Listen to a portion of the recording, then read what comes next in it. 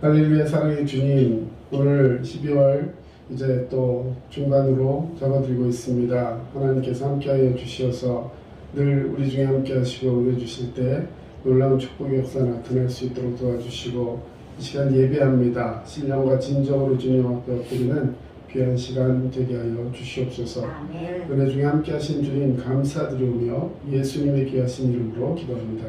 아멘. 아멘. 예, 이 시간 함께 찬양합니다. 예수님은 누구신가? 우리 찬송가 찬양하겠습니다.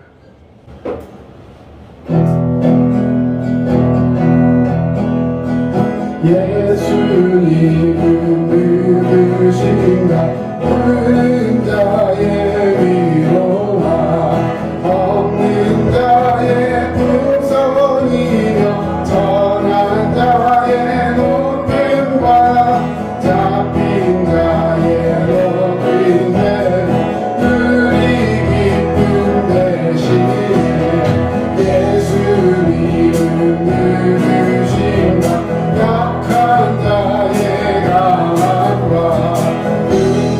자의 미치시며 병든 자의 고침과 죽은 자의 부활에 그리 생명 내시네.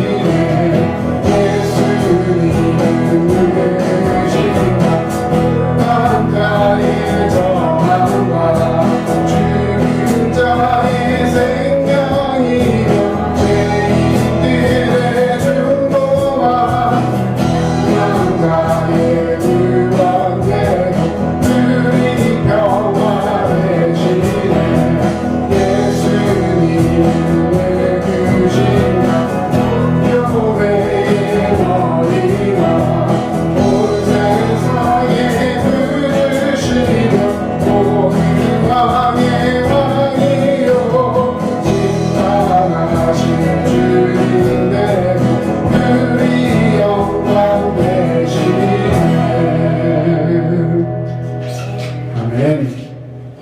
로마서 8장 29절 말씀입니다.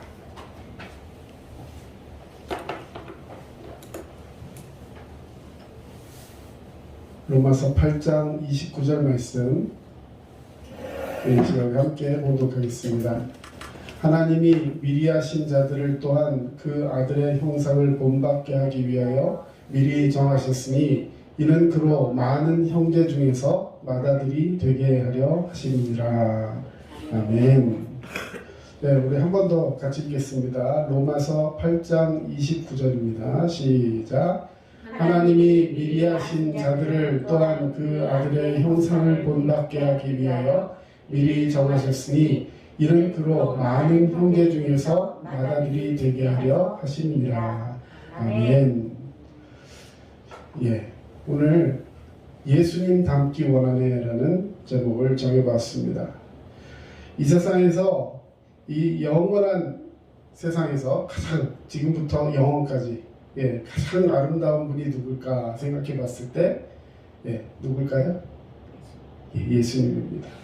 우리가 기독교인이기 때문에 하는 얘기가 아니라 예수님을 하나님이 그렇게 만드셨어요. 이 땅에 보내실 때 낮고 천한 모습으로 오셨다. 그건 이제 예수님이 우리를 향해서 죄인의 그 형상을, 다시 말해 인간의 형상을 띠고 오셨기 때문에 그렇게 낮추어서 말씀하신 것이지만, 실제로 예수님은 너무도 아름답고 너무도 귀한 분이셨습니다. 그래서 정말 예수님처럼 빛나고 예수님처럼 의롭고 예수님처럼 사랑스럽고 예수님처럼 존귀하시고 영광 되신 분이 이 온 우주에 어디에 계시겠습니까? 우리 그 주님을 닮아간다면 또한 얼마나 아름다운 인생이 되겠습니까? 그래서 오늘 예수님 닮기 원합니다라는 제목을 정해보았습니다. 이제 이번 주 그리고 다음 주 지나면 이제 성탄절이잖아요, 그죠? 성탄절이 이제 다음 주에 찾아오게 되는데, 성탄절 생각하면서 이 대림절 기간에 예수님을 닮아가는 우리가 되어야 할 줄로 믿습니다. 아멘.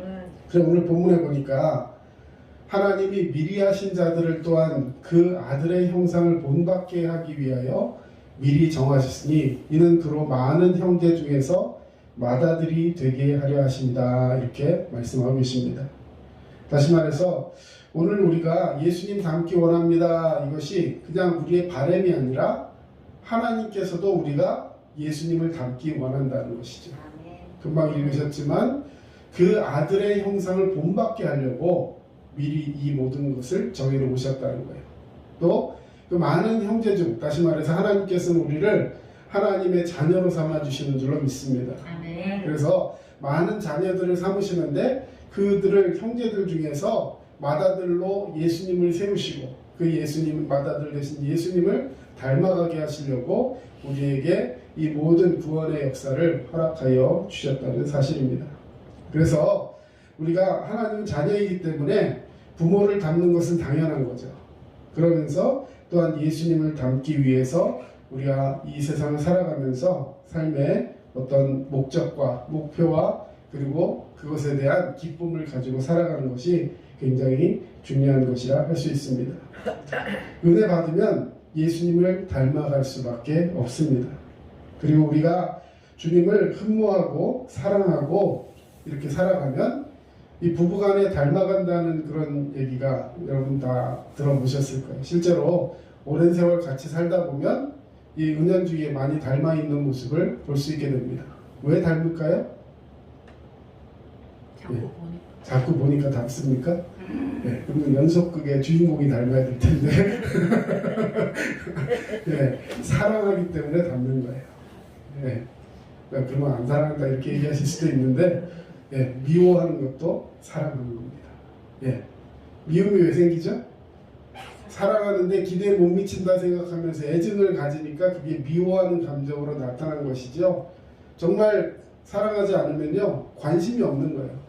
근데 그렇게 하지 말고 정말 믿음 안에서 서로 사랑하며 그렇게 살아가는 것, 이것이 오늘 주님께서 우리에게 또한 주신 본분인 줄로 믿습니다. 아멘. 예, 예수님은 누가복음 2장 52절을 보니까 지혜와 키가 자라가며 하나님과 사람에게 더욱 사랑스러워 가시더라 이렇게 말씀하고 계세요. 예, 저는 아이들 가서 축복해 줄 때 뭐 예를 전에는 요즘 코로나나 뭐 그런 일들이 별로 없지만 아이 뭐 돌잔치라든지 이런 데 가서 예배 드리면 예, 이 말씀을 많이 전했습니다.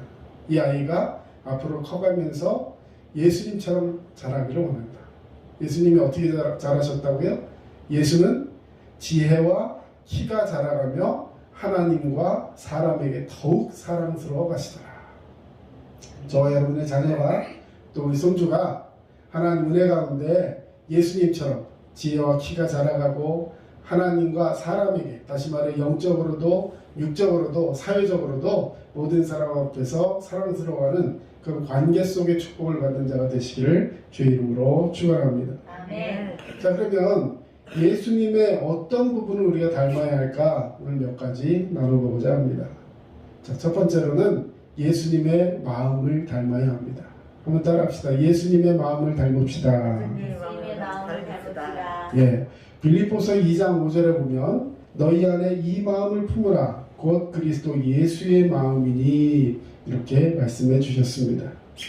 우리가 가장 닮아야 또 닮기 원해야 하는 부분이 뭐냐면 예수님의 마음인 거예요. 예수님의 마음은 어땠습니까?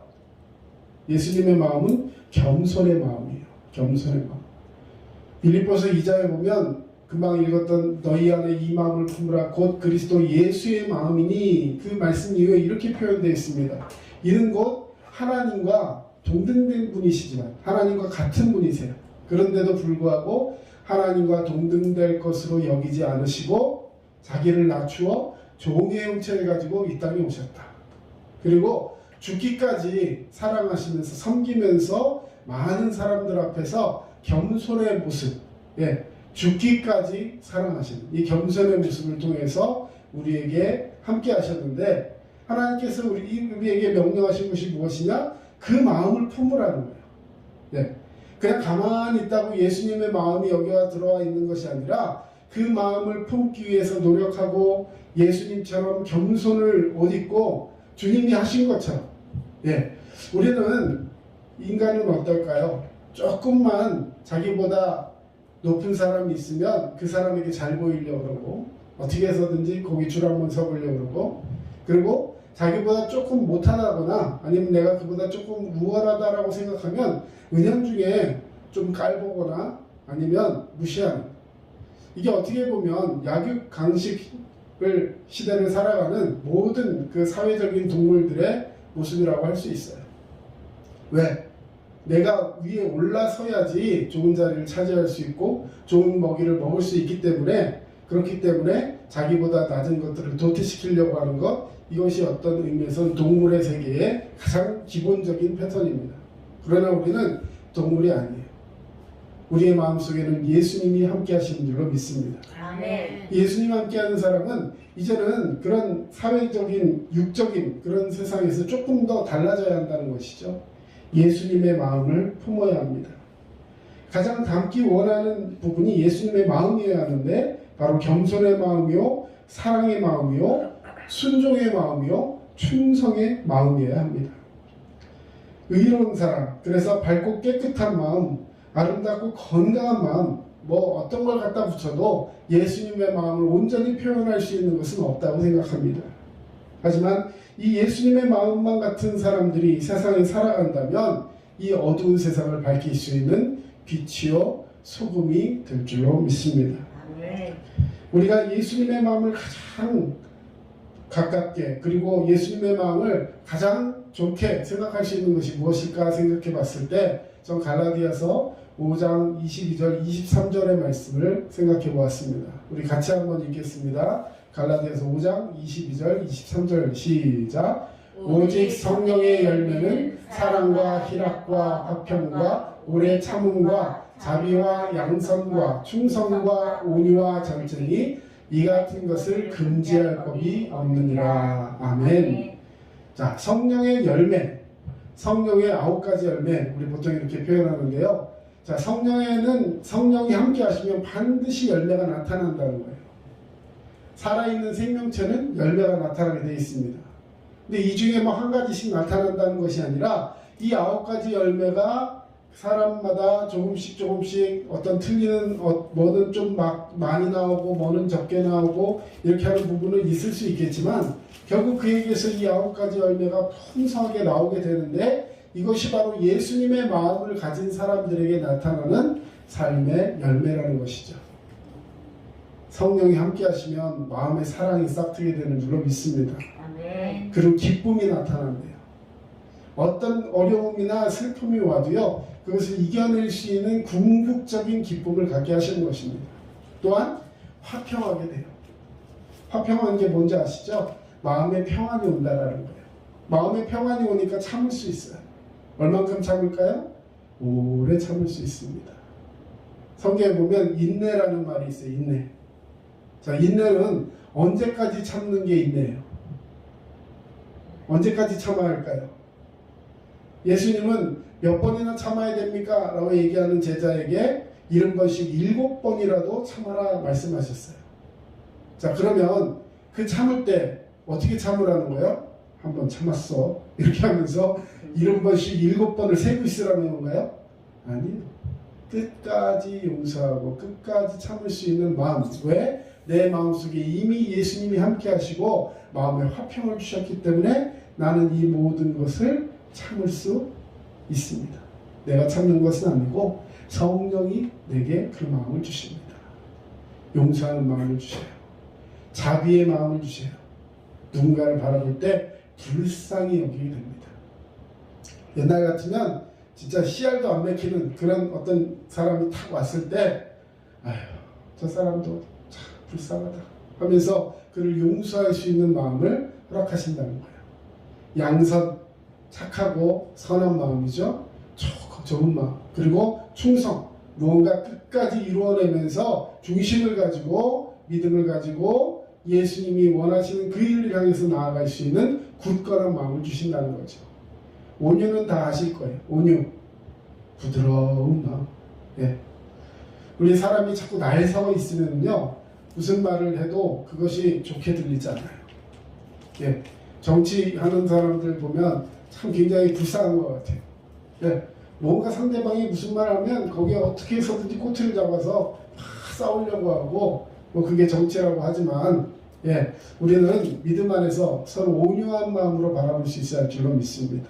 아멘. 그리고 무엇보다도 제일 마지막에 절제하는 마음을 주셔요. 과하면 안 돼요. 무엇이든지 과하면 안 돼요.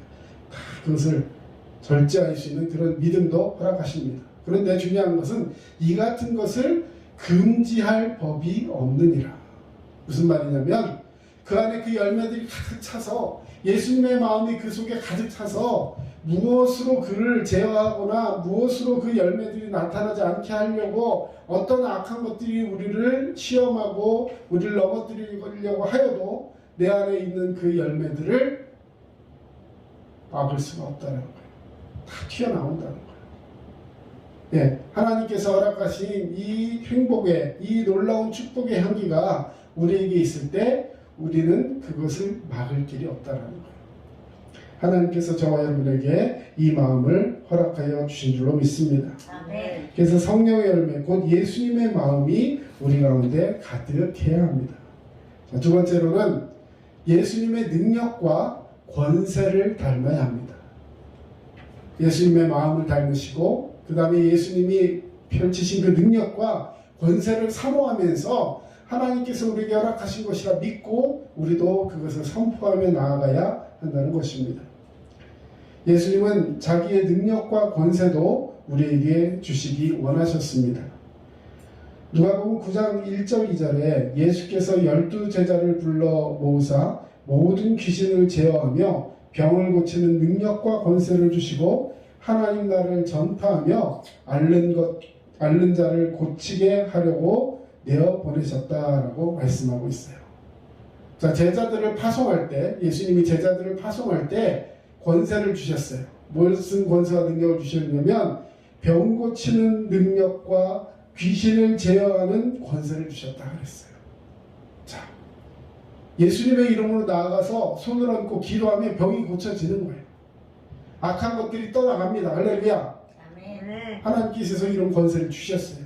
그럼 왜 주셨을까요? 나 어디 가서 우쭐하라고? 그럴까요? 아니요. 그 다음 뭐라고 써있냐면 하나님의 나라를 전파하며 앓는 자를 고치게 하려고 했다. 다시 말해서 하나님께서 내게 주신 권세는 왜 필요하냐면 하나님 나라 전파하기 위해서 우리에게 주신 거라는 거예요. 교회가 왜 부흥해야 합니까? 왜 사람들이 교회에 찾아오게 해야 돼요? 목사 월급 주려고? 아니요. 여러분, 왜 교회가 필요하냐면요, 이 교회를 통해서 하나님 나라가 전파되는 거예요. 또 앓는 자들이 와서 고침을 받는 것이에요. 물론 병원도 가야 됩니다. 네, 마음이 아픈 사람들 상담실도 가야 돼요. 저희 교회는 상담실도 있으니까 다 오시면 됩니다. 자, 여러분 중요한 게 뭐예요? 그 사람들이 교회에 와가지고 그 교회에서 위로받고 치유받고 고침받고 그 무엇보다도 더 중요한 건 그런 과정 속에서 복음을 받아야 하는 줄로 믿습니다. 아멘. 복음이 들어가야 되는 거예요. 우리는 그것을 위해서 정말 이렇게 개척을 하고 열심히 봉사하고 때로는 이 일을 계속 해야 되는가 말아야 되는가 정말 많은 사람들이 이 코로나 상황 속에 어려우면서도 이 목회를 계속해서 해야 하고 또 앞으로도 이 일들을 감당해야 하는 이유는 하나님께서 우리에게 주신 능력과 권세를 가지고 하나님 나라 전파하는 일을 위해서 최선 다하는 것, 이것이 바로 예수님을 닮아가는 일이기 때문에 그렇습니다. 요한복음 14장 12절에 또 이렇게 말씀하셨습니다. 내가 진실로 진실로 너에게 이르노니 나를 믿는 자는 나의 하는 일을 저도 할 것이요 또한 이보다 큰 것도 하리니 이는 내가 아버지께로 감이니라. 예수님은 아버지께로 가시면서 성령을 우리에게 허락하셨습니다. 그 성령을 믿고 의지하면 예수님이 하신 일을 우리도 할 수 있다는 것이죠. 마가복음 16장 17, 18절 믿는 자들에게는 이런 표적이 따르리니 곧 저희가 내 이름으로 귀신을 쫓아내며 새 방언을 말하며 뱀을 집으며 무슨 독을 마실지라도 해를 받지 아니하며 병든 사람에게 손을 얹은 즉 나으리라 하셨습니다. 여러분 이 권세가 우리에게 있다고 믿고 행하시길 바랍니다. 아멘. 분명히 말씀드렸어요. 무슨 독을 먹고 마실지라도 해를 당하지 않는다. 뱀을 집어도 물리지 않는다. 물려도 죽지 않는다. 시험하지 마세요. 자, 그걸 해보라. 죽나 안 죽나 보라는 뜻이 아니에요. 복음을 위해서 최선을 다하는 상황 속에서 혹시라도 그런 상황이 온다면 두려워하지 말라라는 거예요. 하나님이 함께 하시고. 예, 우리는 죽어도 어디로 가요? 천국 가요. 천국 가는 그 백성들을 사모하며 많은 사람들을 그곳으로 인도하기 위해서 생명조차도 아끼지 않으시는 예수님을 닮고 살아갈 때 우리에게는 죽음이 의미가 없다라는 거예요. 그렇기 때문에 생명을 걸고 최선을 다해서 이 일들을 한다는 것이지 뭐 독을 먹어봐라, 죽나 안 죽나 먹어봐라 이게 아니에요. 여러분 분명하게 우리의 삶의 목적을 가져야 하는 것입니다. 우리가 왜 열심히 살아야 돼요? 왜 공부해야 돼요? 왜 학교 다니고 직장 다니고 왜 사람들을 만나고 그러면서 그 모든 사람들과의 관계 속에서 우리가 우월한 혹은 그런 관계를 가져야 하는 것입니까? 여러분 이 모든 것들은 우리가 하나님 나라를 증거하고 복음을 전파하면서 예수를 더 닮아가는 과정 속에서 주님을 기다리고 고대하는 마음을 가졌기 때문에 이 세상 살아가면서도 우리 주님 주신 힘과 능력으로 최선을 다하며 살아야 할 줄로 믿습니다. 예수님 당시에 일어났던 이 능력과 권세, 초대교회에 실제로 일어났던 이 능력과 권세들, 여러분 이것은 그 시대에 일어났던 일이 아니라 오늘 지금 우리에게도 필요하면 일어나는 일이라는 거예요. 아멘. 실제로요, 북한에도 지금 교회들이 있습니다. 근데 그 정부에서 만들어 놓은 교회 말고 가정교회라고 하죠. 집에서 숨어서 예배드리는 사람들이 있어요. 예. 그런데요, 실제 그들은 하나님 말씀을 듣고 또 그대로 기도하고 하면 막 병이 고쳐지고요, 막 치유의 역사가 일어난대요. 이거는 제가 어떤 분 간증을 통해서 실제로 들은 얘기인데, 네, 실제로 그래서 병고침이 일어났다는 거예요. 그분이 설교하고 기도하고 막 간증하고 하는데 그런 역사들이 일어났을 때, 그런데 그분이 똑같이 우리나라에 와가지고 말씀 전하고 기도하고 예, 역사가 일어나기 위해서 함께 막 기도했는데 역사가 일어나지 않더래요. 왜 그럴까요? 우리 믿음이 없나요? 응? 잘 먹고 잘 살아서 그런가요? 여러분, 믿음의 역사가 일어나는 것은 중요한 이유가 있습니다. 그곳에 복음이 전해지기 위해 필요한 거예요. 그 생명 걸고 믿는 그 사람들의 그 믿음의 간절함을 우리 한번 생각해 봐야 할 거예요. 우리는 어느덧 너무나도 무늬만, 예배의 형식만 남아있는 그런 예배를 자꾸만 드리려고 해요. 하나님께서 우리에게 주신 능력과 권세를 붙들고 믿음으로 승리하는 자가 되어야 할 줄로 믿습니다. 아멘. 세 번째로 예수님의 균형 잡힌 삶을 닮아가야 합니다. 아까 읽었던 말씀, 누가복음 말씀 그 앞에 2장 40절에 보면 이런 말씀이 있습니다.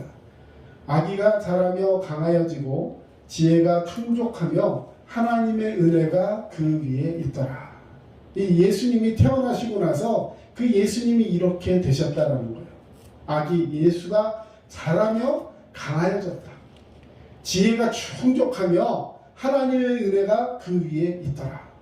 그리고 아까 읽었던 말씀이죠. 2장 52절. 예수는 그 지혜와 키가 자라가며 하나님과 사람에게 더 사랑스러워 가시더라. 여러분 무슨 말입니까? 균형 잡힌 삶을 살아가셨다는 거예요. 키만 자랄 뿐만 아니라 지혜도 자라고 하나님과만 사랑스러워 가시는 것이 아니라 사람과도 사랑스러워 가시더라. 자라가며 강하여지고 지혜가 충족하며 하나님의 은혜가 그 위에 임하더라. 그래서 예수님은 육체도 건강하시고 정신도 건강하시고 영적으로도 건강하셨습니다. 지혜와 지식도 충족하고 영적으로도 충만하셨습니다. 육체만 건강해서는 안 됩니다. 정신도 또 영적으로도 건강해야 합니다. 우리가 지혜만, 세상적인 지혜만 가득 쌓여 있어서 안 돼요. 영적인 지식도 충만해야 할 줄로 믿습니다. 우리가 은혜도 충만해야 합니다. 어느 것 하나 빠지게 되면 영적인 불균형이 오게 돼요. 삶의 균형이 무너지게 됩니다. 우리가 교회에 이 건강한 교회를 만든다는 그런 의미에서 NCD 자연적인 교회 성장 운동이라는 그런 아주 유명한 그 연구 단체가 있습니다. 이게 뭐냐면 교회는 자연적으로 성장해야 된다. 이게 무슨 말이냐면 어느 한 부분만 딱 이렇게 올라가게 되면 우리 지금은 잘 그런 거 쓰지 않는데 양동이 있죠. 우리나라는 양동이가 이렇게 그 양은으로 만들어서 이렇게 탁 찍어내는 양동이지만 원래 옛날 양동이는요 나무를 이렇게 쪽대를 대고 밑에 이렇게 프레임을 이렇게 쇠로 이렇게 감아가지고 위에 아래 탁 붙여가지고 이렇게 막아내는 뭐라 표현할지 모르겠는데 그런 이런 그 양동이를 썼어요. 자, 근데 그 나무가 예를 들어 어느 하나는 긴데 어느 하나는 짧아요. 그러면 물이 어디만큼만 고일까요? 제일 짧은 데까지만 물이 고일 거예요. 아무리 하나 이만큼 길어도 다른 거 막 이렇게 길어도 뭐 하나가 탁 짧아갖고 요만한 거밖에 없으면 물은 거기까지밖에 담길 수 없는 거예요. 무슨 말입니까? 그럼 거기는 어디까지 성장한 거예요? 그 가장 작은 부분까지만 성장한 거예요. 그래서 전체적으로 균형 있게 자라야지만 뭐 교회가 예를 들어서 뭐 예배, 뭐 전도, 선교, 구제, 뭐 그다음에 펠로우십 뭐 여러 가지 것들을 다 이렇게 골고루 갖추고 모든 면에서 함께 자라가야지 이것이 영적으로 건강하고 그리고 성장하는 교회가 된다라는 그런 뜻이죠. 사람도 마찬가지입니다. 어떤 한 부분만 영향이 한쪽으로만 쏠려 있다거나 잘못되면 그 불균형이 오기 때문에 굉장히 힘든 그런 모습이 되게 될 수 있습니다. 우리는 예수님처럼 건강해야 하는 것입니다. 건강하려면 회개하고 이 몸을 주님 주실 때 주님께 드려야 할 뿐만 아니라 건강의 복음을 믿어야 합니다. 내 연약한 것을 담당하시고 병을 짊어지셨다는 것을 믿고 주님이 나를 대신해서 채찍에 맞음으로 내가 나음을 입었다라는 그 말씀을 믿고 우리 주님께 모든 것을 맡기고 건강을 위해서도 기도해야 합니다. 복음이 우리 앞에 있어서 이제는 하나님을 경외하고 병도 물리치는 자가 되어야 할 줄로 믿습니다. 근데 이 몸이라는 게 그리 간단한 게 아니에요. 기도한다고 기도해서 고침받지만 그렇다고 해서 그냥 싹 끝나는 것이 아닙니다. 하루만 밥을 제대로 먹지 않아도 어떻게 돼요? 빙빙 돌고 그렇죠? 이제 연세가 조금씩 높아지시면 뭐 어릴 때는 젊었을 때는 몇 개 안 먹어도 상관없어요. 네? 그냥 한 번에 많이 먹고 못 먹을 때는 안 먹고 이래도 견딜 수 있습니다. 잠도 뭐 공부한다고 하루 종일 안 자도 그 다음날 또 이렇게 자면 또 이렇게 돌아와요. 그런데 나이가 조금씩 먹고 힘들어지면 이제 그때부터는 이거 자기 규칙을 딱 한번 밸런스가 무너져 버리면 그 다음엔 정말 쉽지 않아요. 하나님은 우리에게 쉼을 허락하여 주신 줄로 믿습니다. 충전하라고 하셨어요. 네, 안식일을 지키라는 이유가 하나님께 예배하라는 의미도 있지만 그 예배와 그 모든 것을 통해서 쉼을 얻고 재충전하라는 거예요. 말씀 속에서 더 치유받으시고 계속해서 건강할 수 있는 우리 모습이 되어야 할 줄로 믿습니다. 자, 주님께서는 또 사람에게도 사랑스러워하고 하나님께도 사랑스러워 가셨다라고 말씀해 주셨어요. 이거는 사회성을 의미합니다. 신앙이라는 것은 골방에서 기도만 하는 것이 아니에요. 기도만 하는 것이 아니라 그랬지 기도하는 것이 아니라고 안 했습니다. 기도해야 합니다. 그런데 기도만 하는 것이 아니라 함께 관계 속에서 나의 부족함을 깨닫고 문제 속에서 나의 문제를 발견하고 이웃과의 관계에서 잘 안 되는 것이 있다면 신앙을 인정받고 또 그 문제 가운데 있는 것들을 해결받으면서 또 사회적으로도 친구에게도 나아가서 함께 할 수 있는 그런 모습이 필요하다는 것입니다. 예수님이 우리에게 이렇게 말씀하셨어요. 너희가 제단에 나와서 예물을 드리려다가 형제와 싸운 것이 다툰 것이 기억나거든. 그 재물을 그대로 두고 그 형제에게로 가서 먼저 사화, 서로 용서하고 화해하라 이렇게 말씀해 주셨어요. 자, 그것은 예배가 중요하지 않다는 뜻이 아니고 이웃과의 관계가 먼저 되어야 된다는 뜻도 아닙니다. 두 가지 모두가 균형이 있어야 된다는 거예요. 하나님 앞에 나와서 전심으로 예배하되 그 예배에 앞서서 내 가운데 있는 죄성과 그것 때문에 아파하고 있는 그 관계 속에서도 함께 치유받아야 한다는 거예요. 우리 십자가는 보시면 이 세로축 위에서 아래 축이 하나 있고 그 다음에 가로축이 하나 있습니다. 자, 그런데 이 십자가에 가장 중요한 것이 무엇일까요? 하나님과 나와의 관계? 이웃과 나와의 관계?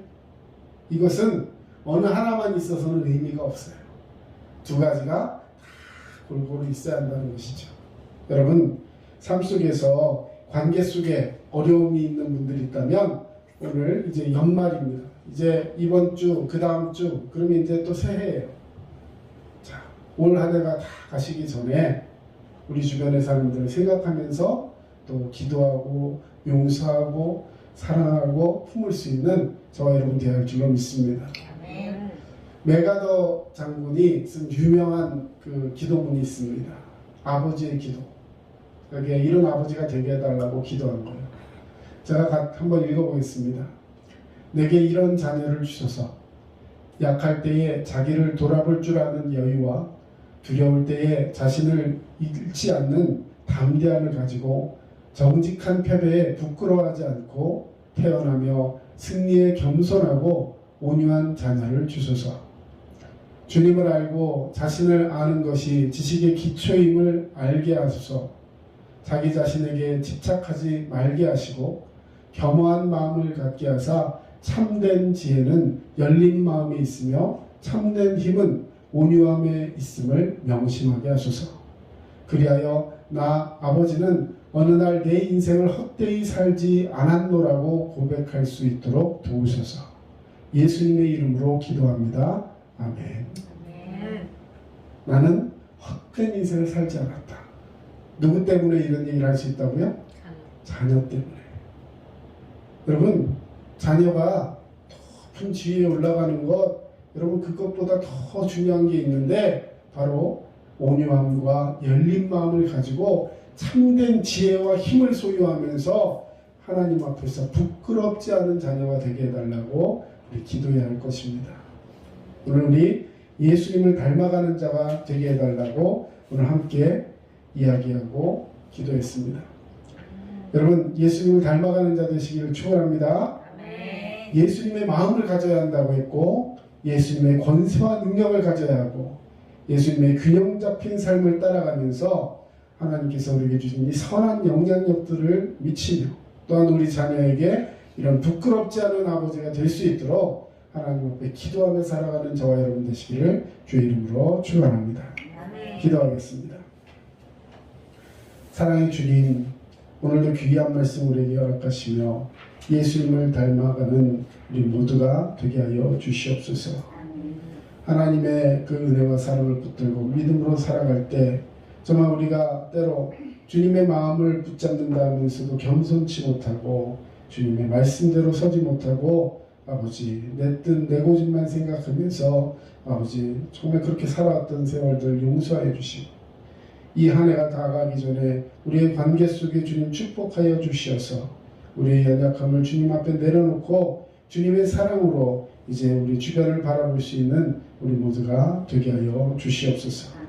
아버지 연말입니다. 마음속에 분주함보다는 하나님 허락하신 놀라운 은혜와 평안을 허락하여 주시고 아픈 사람 없게 하시고 모든 과정 속에서 함께 하시는 주님을 바라보면서 오늘도 승리하는 우리 모두가 되게 하여 주시옵소서.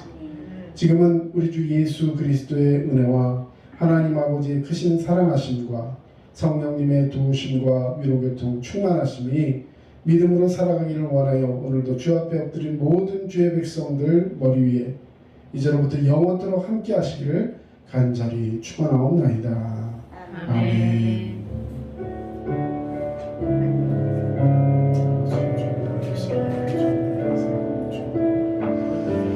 주여,